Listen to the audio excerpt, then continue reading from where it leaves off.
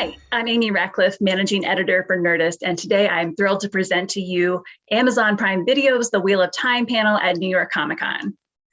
Decades ago, Robert Jordan's The Eye of the World was the first fantasy book I ever read, and I quickly became enthralled / obsessed with the Wheel of Time books.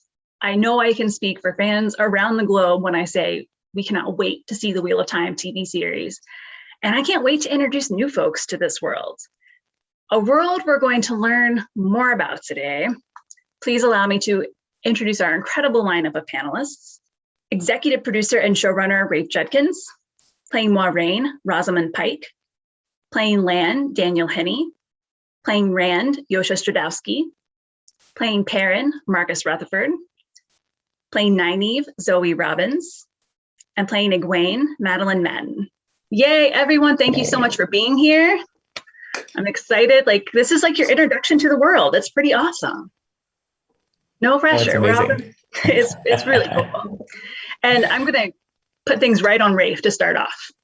So Wheel of Time's been around a little while, as evidenced earlier by my decades comment.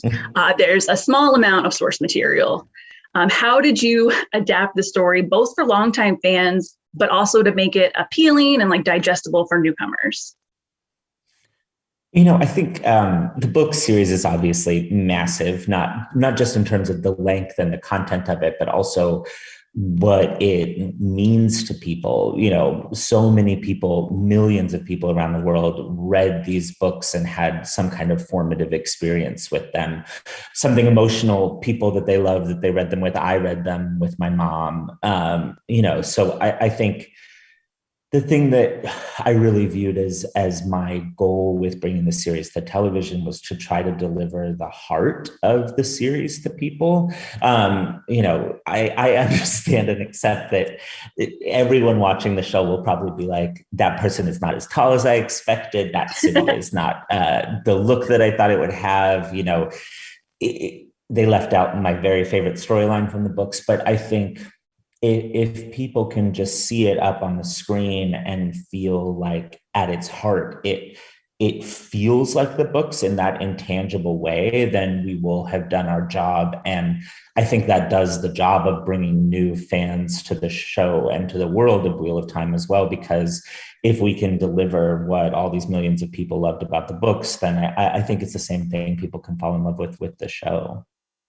Yeah, and I think there's going to be an understanding. You're adapting books that are an average of 708 pages long. You can't put all of that into, you can't 8 do episodes. everything. Yeah, no. How does The Wheel of Time, do you think, differ from maybe other fantasy stories audiences have seen before? It's interesting because, when the books came out in the early 90s, there were so many things that were revolutionary about them at the time. It was this first series to have a big ensemble cast with different POV characters that you go into their chapters. It was the first fantasy book series where half that cast was women. But I think the thing for me that's really interesting and really drew me to doing the adaptation of the series now was that Wheel of Time is really more inspired by Hinduism and Buddhism, and these Eastern philosophies. So in our world, reincarnation exists. And the ultimate goal is not for good to defeat evil.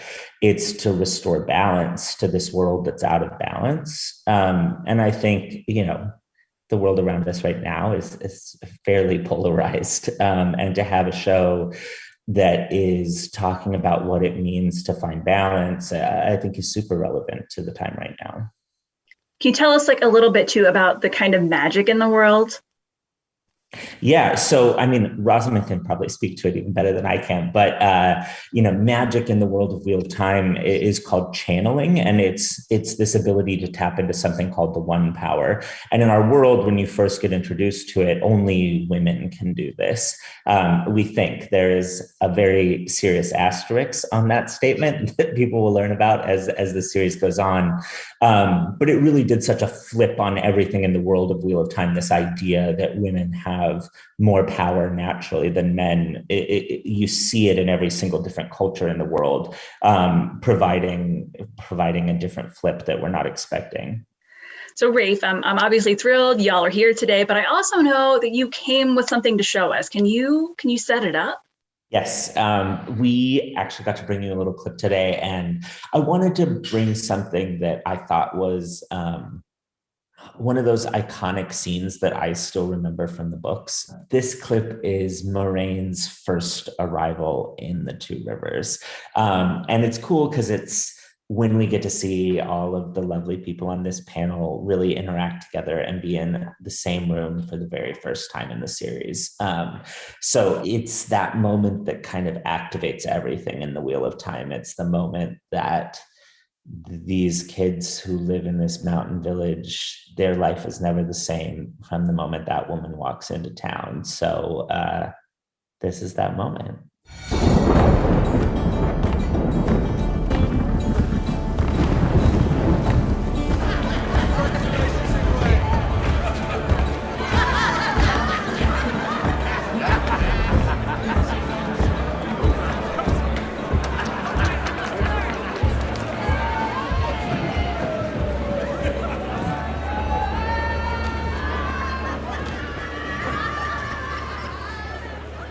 How did the ceremony go today? Don't know, actually. We haven't talked yet. I'm sure she's just busy. Yeah.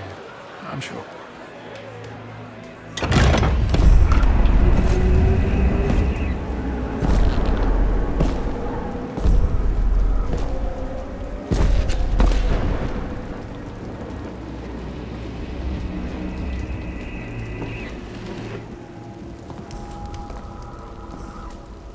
Name yourself, stranger. Landmon Dragorin. This is Moraine.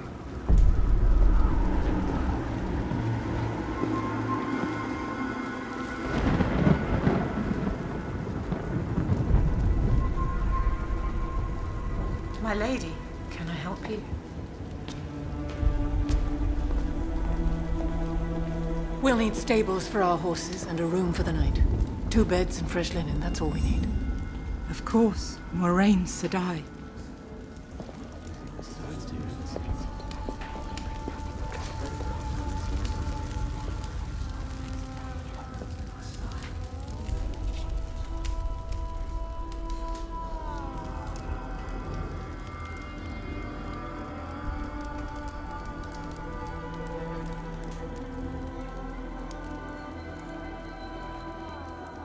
If you'll come this way.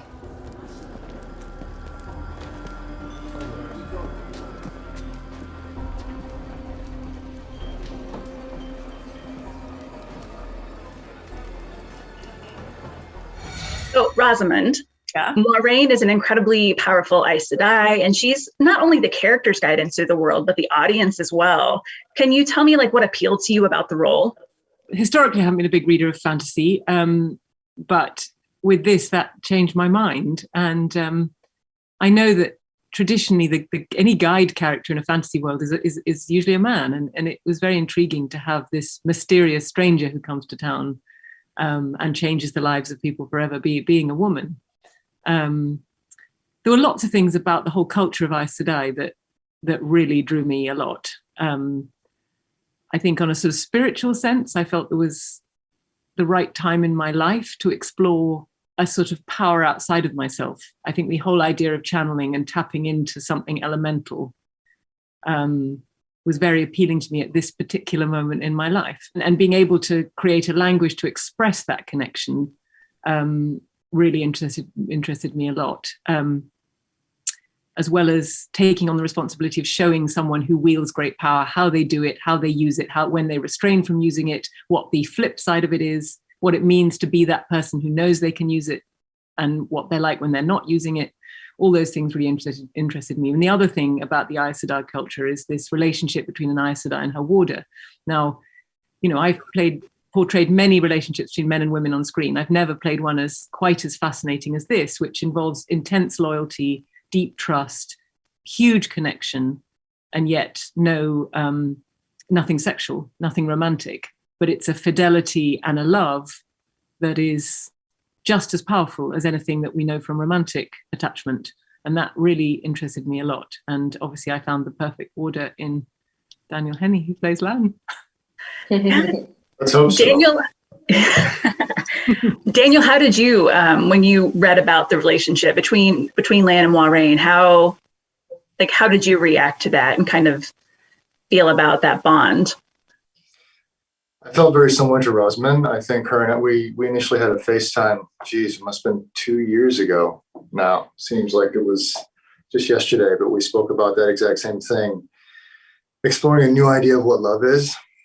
I think pushing the boundaries of love and seeing a new relationship on screen, how they know everything about each other, they care deeply for each other. But almost like twins in a way, they can feel everything. But there's nothing sexual, nothing more going on. And it's unique to their relationship because, other warders in their Aes Sedai have different forms of this relationship too. Rosamund, I'm curious, going back to the one power a little bit. I know it takes some hand motions that are much cooler than what I'm doing right now. But how did you develop what those gestures would look like when Moiraine is using the one power in battle? Well, I thought about it a lot. And I know that, this could be controversial because there's a lot of talk in the books on how women learn to use the power. They often learn with their hands. And then as they become more expert, they need to use the gestures less. And I think we knew going into it, I discussed this a lot with Rafe, that each woman who comes into our show will get the opportunity to develop her own particular style and the kind of flavor of her own version of channeling. But I think there's a lot in Robert Jordan's writing that talks about dance. There's a lot of thing that talks about the Aiel as dance, and a lot of thing that talks about sword motion, sword players dance. And although I don't think that channeling is in any way a dance, I think that Robert Jordan was clearly interested in movement and the way we move.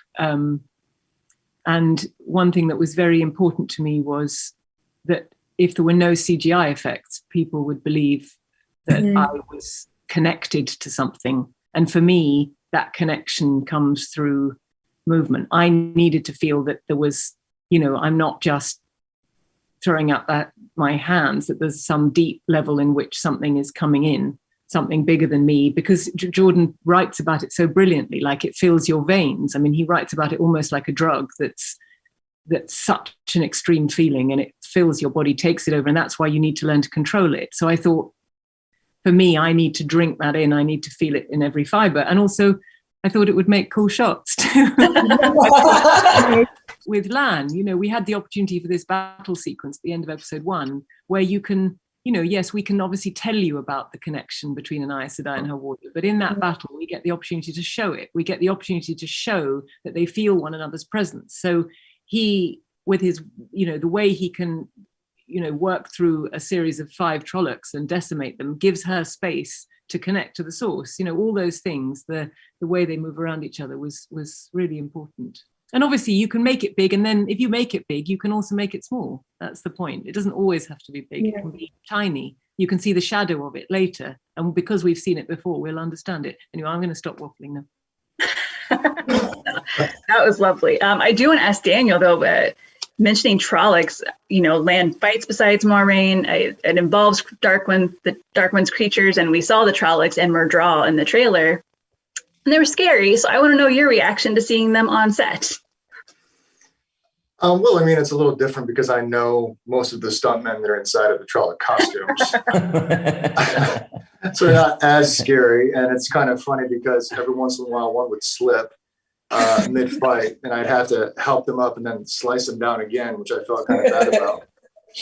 But they looked absolutely fantastic, and I think it must have been probably the second week of September 2019, we had a sort of a Trolloc reveal where all the Trolloc, we got to see the final look in person, and it was in the middle of the day, full lighting, and you could not tell. The costumes, the makeup was so amazing. What they'd done with these creatures, it was really impressive. And so, when you read the books and they come into Tam and Rand's farm, and the way they're described, it's so incredible, and it's a tall task to get that right. And I think they did an amazing job with these creatures. That's awesome. I hope that for the Trolloc reveal, you all got an invite, and that was just the subject.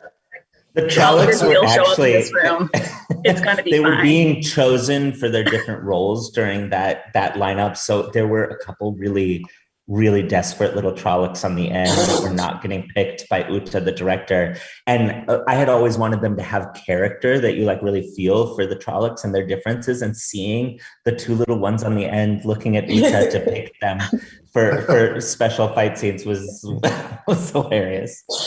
Yosha, I want to talk about Rand, clearly. Very early on, Rand gets possession of a special sword. Can you tell us about the blade and also what your training was like? Yeah, that's the Haramarked blade. The Haramarked blade is, I guess it's a sword that you can only get when you reach a certain level of sword fighting.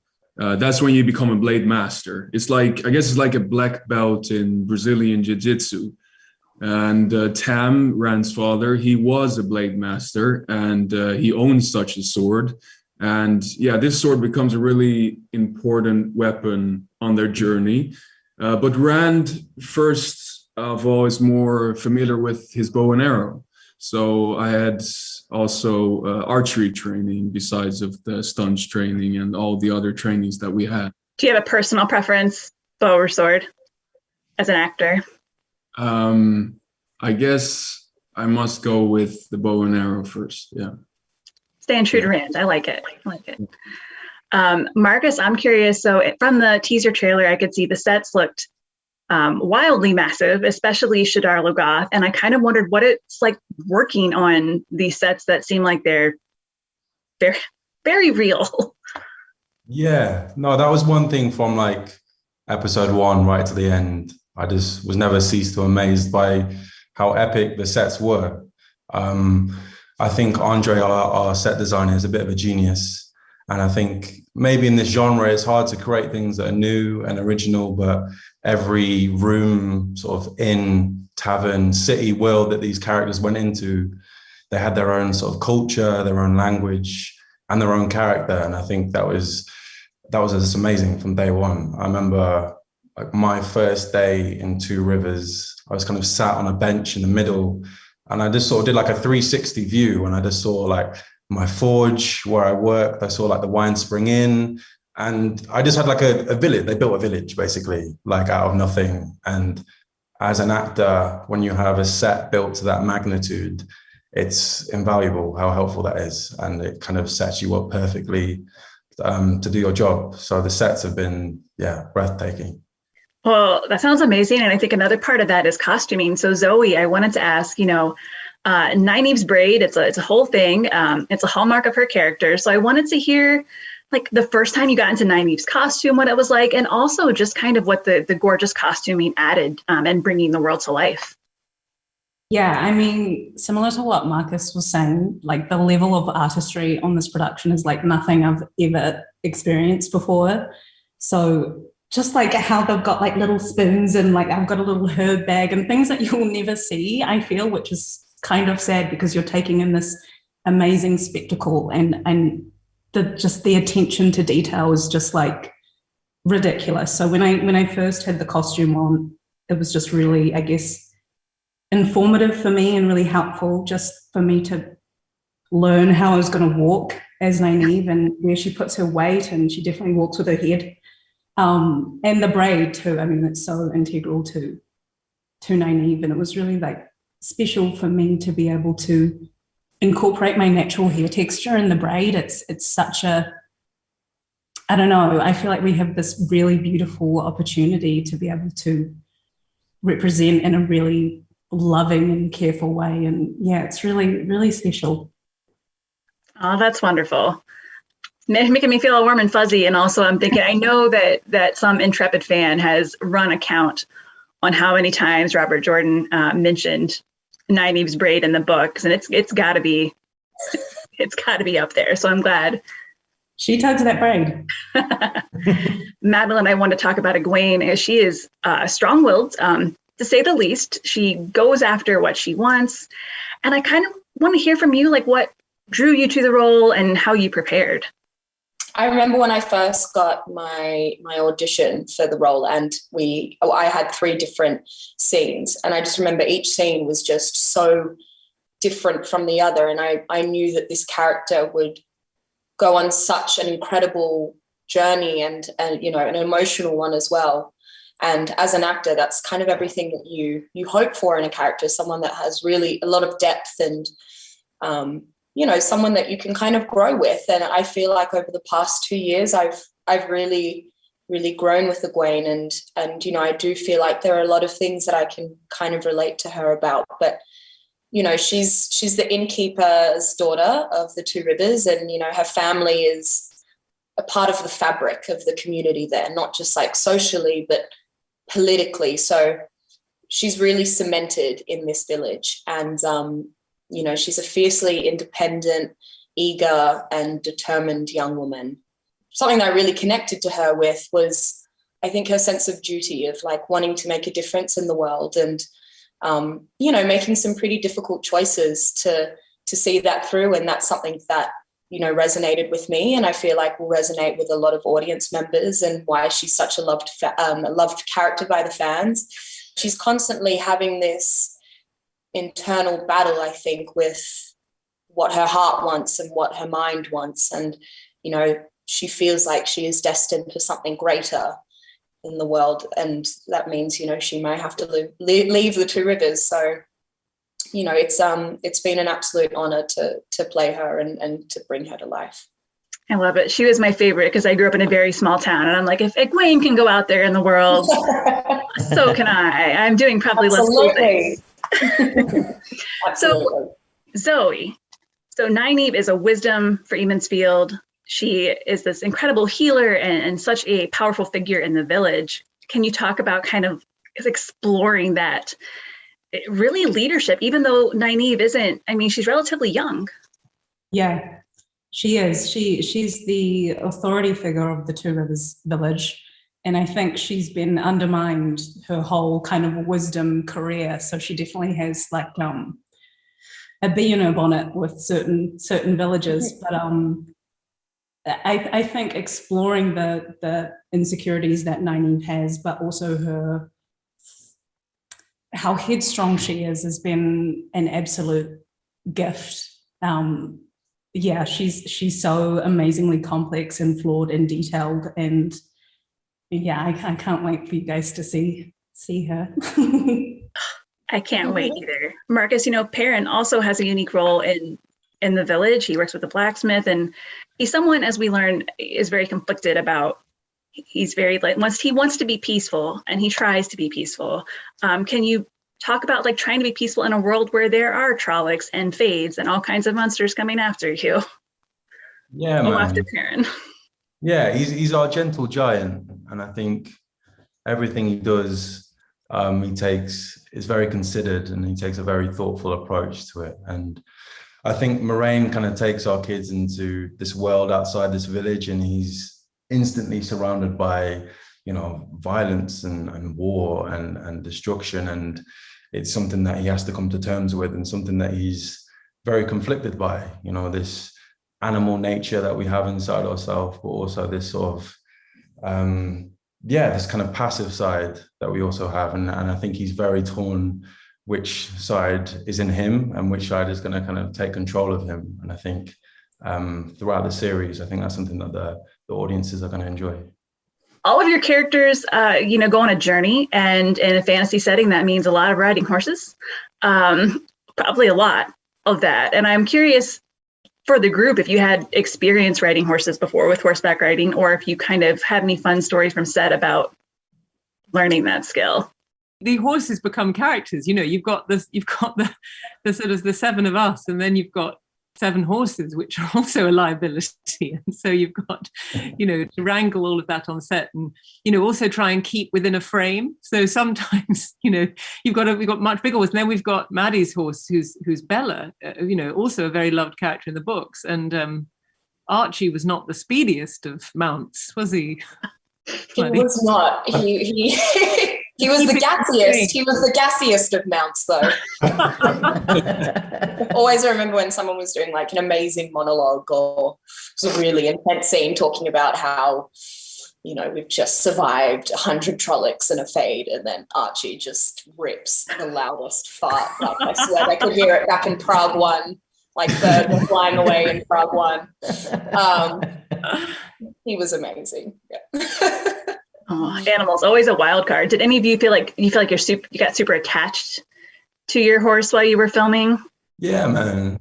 I think, I don't know. I'd never been on a horse before, so I was quite nervous because they're big, man. They're They're just so like tall. just big blocks of muscle. And, my horse was really big because I'm quite big, and he was quite stubborn at the start. And you have this like the horse trainers are like, there'll be a moment when you kind of just like you're going to connect. It's a bit like Avatar. You will kind of like connect with each other. And there was just like one day in the woods where he was just being so slow, and I just kind of gave him a nice little squeeze. And I swear to God, he did like a little nod and he went at the right. And ever since then, we've just been like connected. But it's tricky at the start. It's very, very tricky because it's so different to anything you do day to day. Like when are you using those muscles and like sitting like that? I mean, people might do, I don't know. But like it's different to what I did.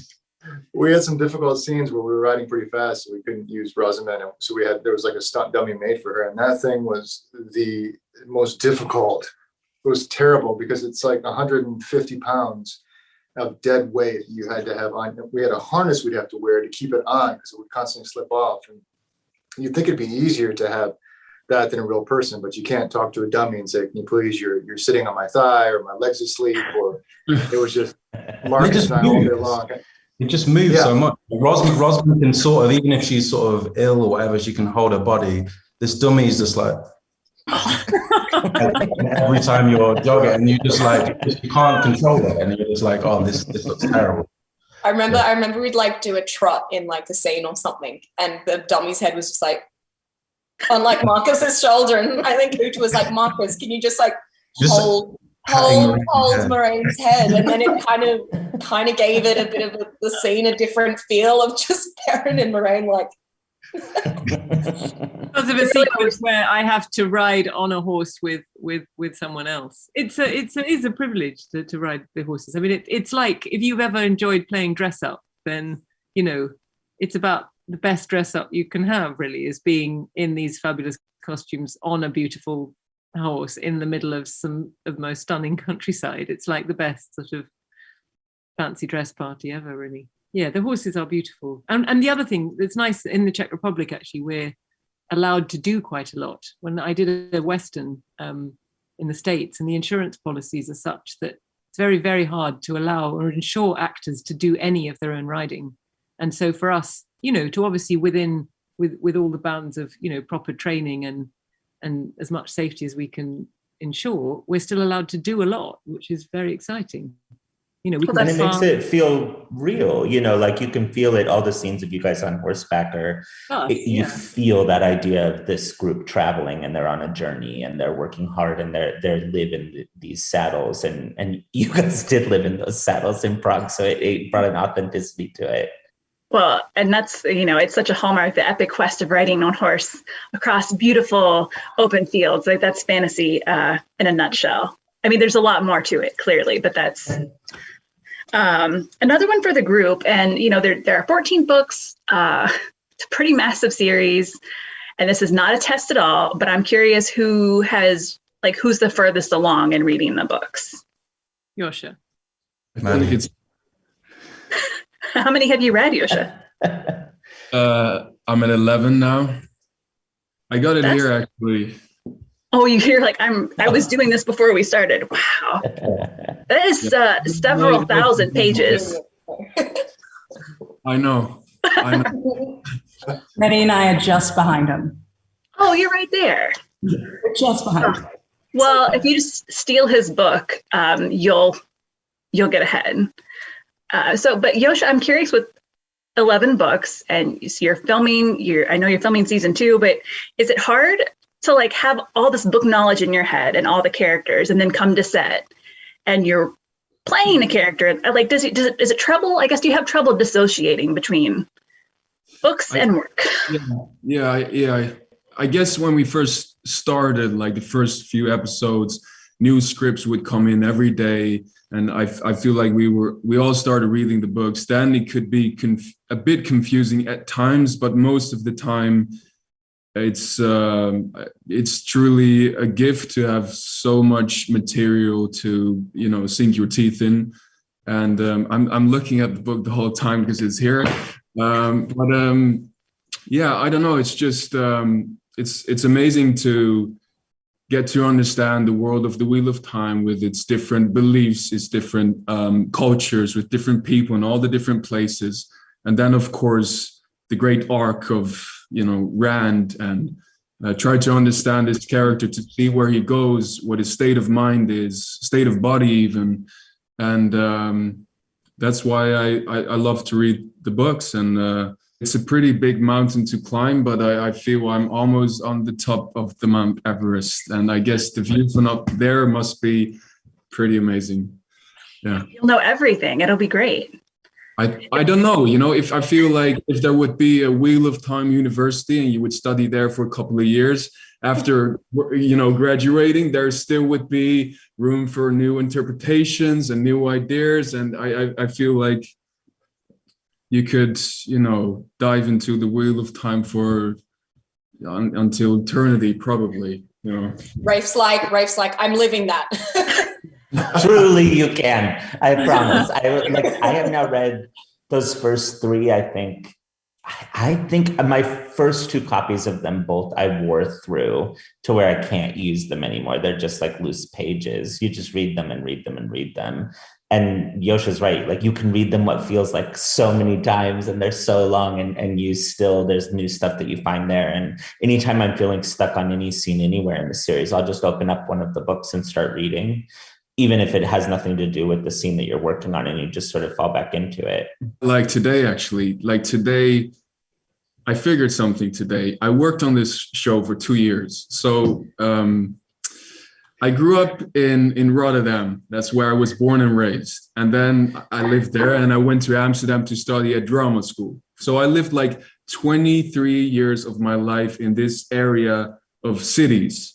And then I took that plane to Prague and start this Wheel of Time adventure. Today I found out that, the area with all these cities is actually called Randstad, which translates to Rand City. Wow. Which is like, if that isn't the pattern, that I don't know what is. Wow. You can't write that. That's so good. Yeah. It's dangerous for your ego. I grew up in Rand City. That's crazy. It's crazy. There are these signs. That's really interesting. Yeah. The wheel has woven. Mm. I'm curious, is there anyone on set that is like, I don't want to read the books. I don't want to know where it's going? There are some people who get upset about spoilers. Like when we're in a production meeting and I'm like, okay, well, then this character is going to die in season 3. And they're like, no, why did you do that? And it'll be someone you didn't even really expect to be super invested in the books and the series. And like, one of the second costume assistants is just like gasping when I say something that's coming. So I actually try to be careful, because people are fairly invested in the story, and they're mostly sticking to like where we are in the series. Well, Rafe, I wanted to ask you, the Wheel of Time, the world has so many just beautiful cities, made all the more kind of incredible because our main cast is from a very small village. What was it like bringing that to life, based on Robert Jordan's, very good descriptions, but still words on a page to, wow, here's the White Tower. He had extremely thorough descriptions of a lot of places and rooms and cities the whole way through the series. And so we always would use those as the starting point for it, and really our book researcher who's on the show, who's read the books 30 times, she would create a document for any place that we go to with all the details that are listed, in the books and passages from the books. And it's like you get a little chunker on every city that we go to for everyone to read and know what the book said.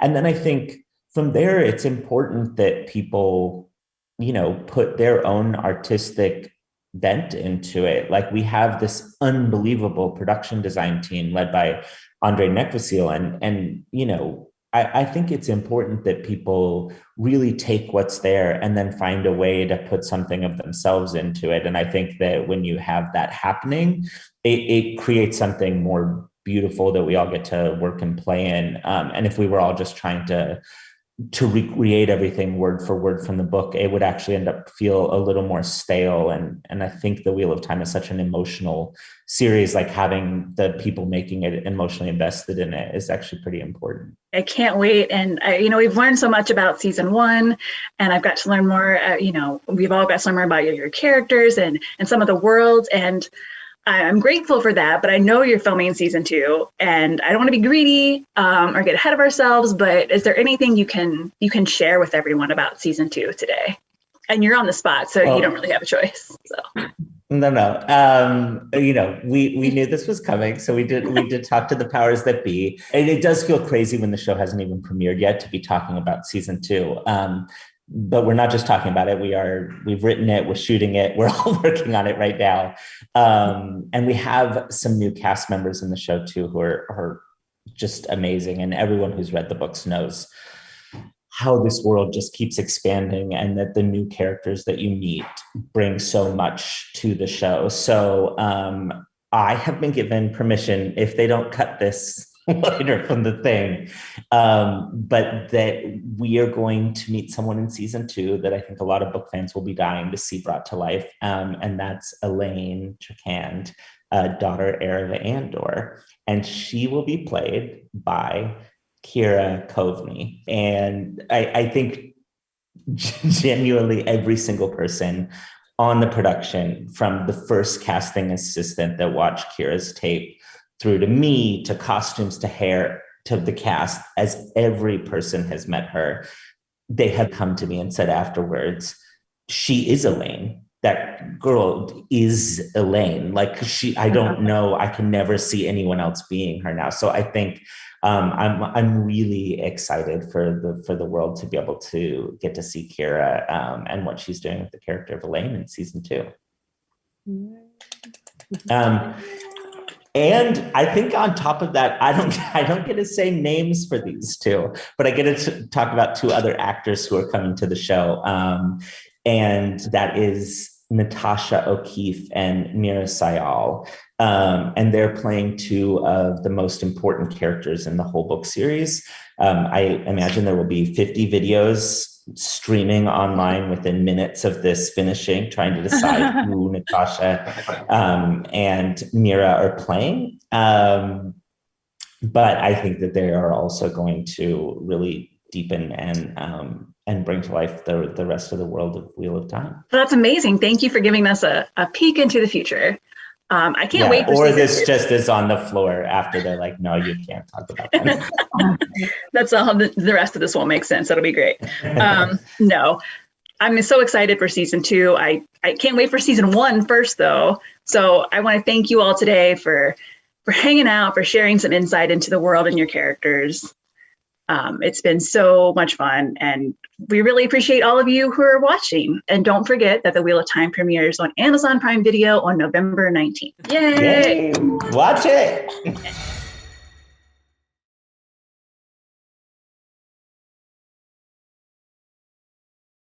Whoa! Oh my God! I see the whole... See you later. We have to try everything. Right? Hello. This and later. I don't care about the show. I just want a good blooper reel. I want to learn science.